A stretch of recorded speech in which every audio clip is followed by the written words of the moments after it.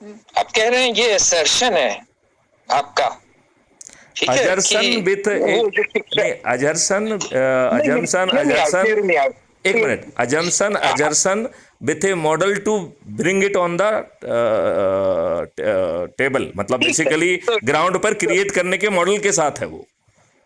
अब आप ये कह रहे हैं कि ये नहीं रहेगी। देखिए, इंडिया में बड़ी मजेदार चीज है इस समय, स्टेट ने क्रिएट किया आईआईटी। उसको एक मिनट भूल जाए ठीक ना है, अपन, देखो यदि अपन उस बार उसमें नहीं नहीं, जाएंगे तो हमने वो इंस्टीट्यूशंस क्रिएट किए जो उन्हीं के जो है ना एजुकेशन के लिए थे। हमने उसमें वैदिक तो ठीक है, तो एजुकेशन को आप तो नहीं लिया। कैसे, देखो जस्ट ए मिनट, देखिए हम और आप जानते हैं कि हवाई जहाज किसने पैदा किया? राइट ब्रदर ने। It is not true. 1885 में जुहू चौपाटी में हमारे ही शिवदयाल दलपते ने हवाई जहाज का डेमोन्स्ट्रेशन किया, जिसमें सभी राजा महाराजे उपस्थित थे। ये जो है 1500 फीट ऊपर गया, 18 मिनट तक जो है ना गूंजा और फिर नीचे उतर के आया। It was operated on the liquid mercury and it was based on the, जो हमारे भारद्वाज ऋषि हुए हैं उनका जो विमान शास्त्र था उसके ऊपर वो क्रिएट किया गया था। इट वाज डन इन उसके बाद 1880, क्या? It was done in 1885 in India, in Juhu Chowpatty in Mumbai. ठीक है, वो तो मान लिया आपकी बात। उसके नहीं, इसके उसके बाद क्या हुआ? उसके बाद ये हुआ कि उसे अंग्रेजों ने जो है ना ले गए, उनको कहा कि हम ऐसा करेंगे वैसा करेंगे, वो नहीं हुआ। तो बात तो बात आप मैं एक देखिए, बात बताते हैं, आज के दिन, आज के दिन, मैं यहाँ पे ये कहना चाहता हूँ कि आईआईटीज के वगैरह के जो भी कॉन्सेप्ट्स किए गए हैं वो they were not fully geared with a end to end. वो यदि हम उनको आईआईटी में क्या क्रिएट करना है, जो क्रिएट होंगे उन्हें हम कैसे यूज करेंगे, how it will be gainfully use for the Indian economy, ये तो कहीं सोच था नहीं। तो हमने लोग पैदा कर दिए और उन्हें उनको एस्पायरेशन दे दी और उनको थोड़ी सी काबिलियत दे दी। उन्हें इंडिया में अपॉर्चुनिटी नहीं दिखी, उन्हें लगा कि इंडिया में तो बस बेकार है, उन इंडिया में देवर नो वेयर, तो वो बाहर भाग लिए। अधिकांश आईआईटीएंस जो है ना they are not in India, they are outside. 80-90% लोग जो है ना दे आर अब्रॉड। तो हमने आईआईटी किसके लिए पैदा किए थे? पहले जाते थे, हैं? पहले जाते थे, अब नहीं जा रहे। आप ठीक कह रहे हैं। अब उनको थोड़ा स्टार्टअप इस तरीके की चीज़ें में अब उनको जो है ना अपॉर्चुनिटी दिख रही है, और तो अभी भी जा रहे हैं। लेकिन अब देखो, ये तो समय समय पे चीज़ें बदलती रहती हैं। पहले आईआईटीएंस जो है ना बाहर जा रहे थे, एक फेज आया जब आईआईटीएंस जो है वो सिविल सर्विसेज में आने लगे, फिर एक तीसरा फेज आया। तो आई फील बेसिकली जहाँ टैलेंट होती है वो सोचती है कि हमें कहाँ पे इन्वेस्ट करने पे I will get the benefit. तो उनको लगा कि नहीं, सिविल सर्विसेज में पावर है, ये है, तमका धमका है। तो एक बड़ा फेज आया जिसमें अधिकांश आईआईटीएंस जो है ना they were attracted by the civil services. आप जो है ना आप उसी पौध के हिस्से थे। हमारे साथ के सारे लोग आईआईटीएंस थे। नहीं, मैं वही कह रहा हूँ कि हम और आप, जिस समय हम जो है ना आईपीएस में आए, उस समय जो है आईआईटी दिल्ली में ये चल रहा था कि भैया ये फौज जो है ना ये सिविल सर्विसेज में जा रही है, इसे कैसे रोका जाए। This was the brain storming in IITs कि हाउ टू ब्लॉक देम। तो व्हाट आई मैं जो है ना, मैं अतुल जी दूसरी बात कहना, मैं अतुल जी दूसरी बात कहना चाहता हूँ, let's not go into the history, क्यों हुआ क्या हुआ। क्या हम ये सोच सकते हैं कि we can recreate something without referring to the history?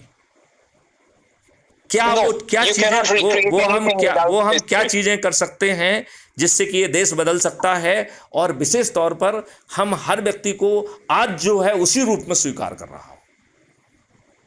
मतलब यदि कोई इडियट है तो मुझे इडियट ग्राह्य है, यदि कोे अपराधी है तो ग्राह्य है, क्योंकि मैं उसको बदल दूंगा। नहीं, मैं आपकी बात सुन लिया। मैं तो उधर जा ही नहीं रहा। मैं कह रहा हूं कि आप कह रहे हैं कि हम ये कर पाएंगे, इसके लिए आपको एब्सोल्यूट रूलर होना होगा, आपको बाबर या अकबर होना पड़ेगा। या उसके नहीं, उसकी फिलॉसफी है। उसी के लिए तो मैंने जो है अच्छे भारत का संकल्प का एक कॉन्सेप्ट लाया है, और उसके माध्यम से आप कॉन्सेप्ट अपनाएगा क्या? एक तरह से लेट्स अज्यूम आप एक नया रिलीजन हम फाउंड ये कर कह रहे हैं रहे हैं कि आपको क्यों नहीं अपनाना चाहिए। मैं तो आपसे पूछ रहा हूं अतुल जी, आप जो भी कर रहे हैं वो करते रहें, और यदि इसको आप इस सिर्फ जो है ना संकल्प ले लेंगे और अपने परिवार वालों को इस संकल्प को दोहराएंगे तो आपको ये महापरिवर्तित भारत मिल जाएगा। और यदि आप सत्ता का ताज देख रहे हैं तो वो भी आपको मिल जाएगा, क्योंकि वो ऐप जो है ना 6 मेरिट लिस्ट बना रहा है। एक गांव की मेरिट लिस्ट बना रहा है, एक जो है शहर के मोहल्ले की मेरिट लिस्ट बना रहा है, एक शहर की मेरिट लिस्ट बना रहा है, एक ज़िले की मेरिट लिस्ट बना रहा है, फिर वो प्रदेश की मेरिट लिस्ट बना रहा है, और फिर वो देश की मेरिट लिस्ट बना रहा है। तो ऐसी 6 मेरिट लिस्ट बन रही हैं। और ये मेरिट लिस्ट किस चीज़ की है? अपने लोगों को संकल्प दिलाकर ऐप के माध्यम से जोड़कर जो मेरिट लिस्ट बनेगी वो ये मेरिट लिस्ट है। ये ट्रांसपेरेंट होगी, इंस्टेंटेनियसली रिवाइज होगी, और उसमें ही आगे लिख के आएगा कि जो है ना ये गाँव में नंबर 1 पे चल रहा है, he will be would be sarpanch, भावी सरपंच यही है। और उससे ज़्यादा कोई जो ना लोगों को जोड़ के आगे आ जाएगा तो फिर उसका नाम आ जाएगा उसमें। इसी प्रकार जो है जो मोहल्ले की मेरिट लिस्ट है उसके सामने भावी पार्षद लिखा होगा, और ये ओपन है। यदि कोई दूसरा व्यक्ति उससे ज़्यादा मेहनत करके ज़्यादा लोगों को जोड़ेगा तो उसका नाम आ जाएगा। ऐसे ही जो है शहर में मेयर, तो हम आपको सभी नेतृत्व दे रहे हैं इसी माध्यम से। आपको कुछ नहीं करना है, सिर्फ संकल्प लेना है और अपने लोगों को जोड़ना है। और आज आप जैसे पेट पाल रहे हैं, जो कर रहे हैं वो करते रहिए, हम आपको कुछ नहीं बदल रहे हैं। तो इस तरीके से हम इन राजनेताओं को परिदृश्य से गायब कर देंगे। अब आप कहेंगे साहब कैसे गायब कर देंगे, आपको तो चुनाव लड़ना पड़ेगा। तो हाँ, क्राइम फ्री भारत मिशन ने एक राजनीतिक पार्टी का गठन किया है जिसका नाम है श्रेष्ठ आत्मनिर्भर भारत पार्टी, और उसका राष्ट्रीय अध्यक्ष मैं ही हूँ, मैथिली शरण गुप्त। वो पार्टी मैंने ही पैदा की है और वो किसी राजनीतिक कारण से नहीं की गई है, वो कोई राजनीतिक काम नहीं करेगी। वो ये जो ऐप के माध्यम से 6 पारदर्शी लिस्ट, मेरिट लिस्ट तैयार हो रही हैं बाय योर ओन इवोल्यूशन, उनको टिकट देने के लिए है। ये ऐप बनाएगा कौन? ये ऐप अभी कुटुंब पे चल रहा है, हमारा ऐप बन रहा है ऑलरेडी। ये ऐप और कुछ नहीं है, ये ऐप केवल संकल्प लेने का ऐप है। ये आपको मदद करेगा कि हर संडे को रोटेशन के आधार पर जो है आप अपने लोगों को इकट्ठा कर लें। The app will help. आप अपने लोगों को इकट्ठा करेंगे, इसके 3 नंबर मिलेंगे। जो उसमें पार्टिसिपेट करेगा उसको 1 नंबर मिलेगा। नंबर 3 क्यों मिलेंगे? ये किसने निर्धारित किया? ये मैथिली शरण गुप्त ने निर्धारित इसलिए किया है क्योंकि आई वांट टू प्रमोट के लोगों को इकट्ठा करें और इस एनर्जी को डालें। तो उसको हमें प्रमोट करना है। जिसको चीज़ को हम प्रमोट करना चाहते हैं उसके लिए नंबर देना चाहते हैं। और ये जो है ना, ये रोटेशन के आधार पे कहा है, तो ये ऐसा नहीं कर सकता है कि मैथिली शरण गुप्त हर जो है ना आयोजन खुद कर लें और 3-3 नंबर रोज बटोरे हैं, ये नहीं कर सकते हैं।